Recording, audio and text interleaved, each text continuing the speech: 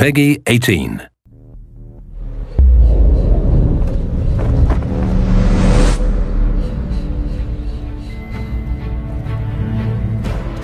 This time around, we have a seamless world, all right?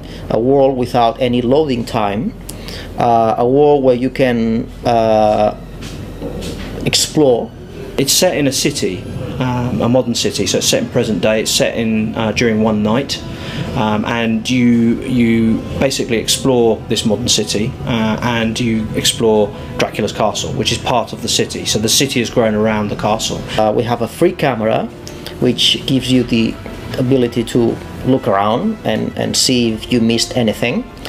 And we have a world that gets progressively opened. As you progress through the story, you will get to explore new areas, and as the city becomes bigger, you'll need to teleport to and from the castle and the city, and you find an item that allows you to do that.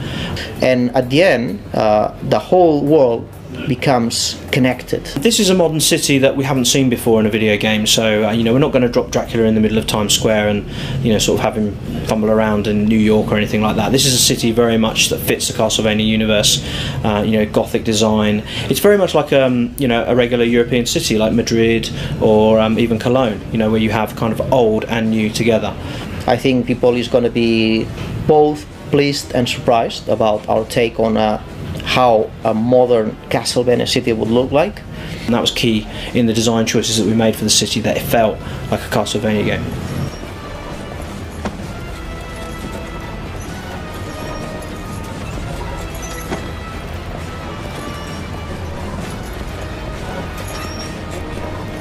We wanted there to be a lot of variety in the environments, so it felt like it was different in everywhere that you went. Every time you turned a corner there was something new to see, something exciting to see, different lighting, different elements, huge vistas, really cool architecture, statues, that kind of stuff.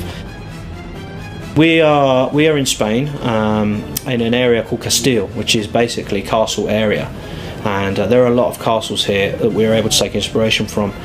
And of course, Hungary and Eastern Europe and that kind of architecture has very much played into this as well. Transylvania, Wallachia, those kind of areas that are referenced in the game. Many of the design choices that we took are taken directly from real buildings and real architecture. We love New York buildings, neoclassic buildings, and we thought that they were very, very suited for a Castlevania city. I think one of the cool things about Castlevania in general, and certainly about Lords of Shadow, was having the enemies and the variety of enemies that you had. So I think there's lots of very unique boss battles in the game.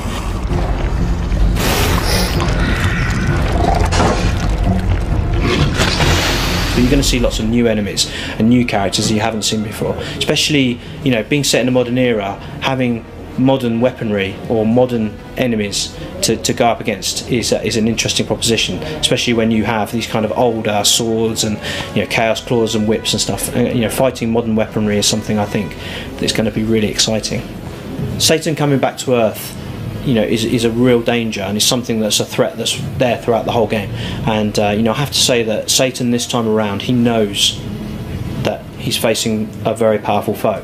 So he's ready. When he comes back, he's ready. And it's a very different Satan to the one that we saw at the end of Lords of Shadow 1.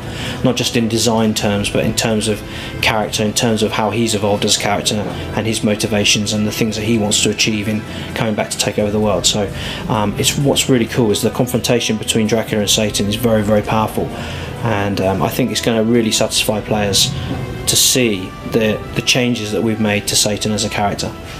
The fury, your hate, and your vengeance. I am your destiny!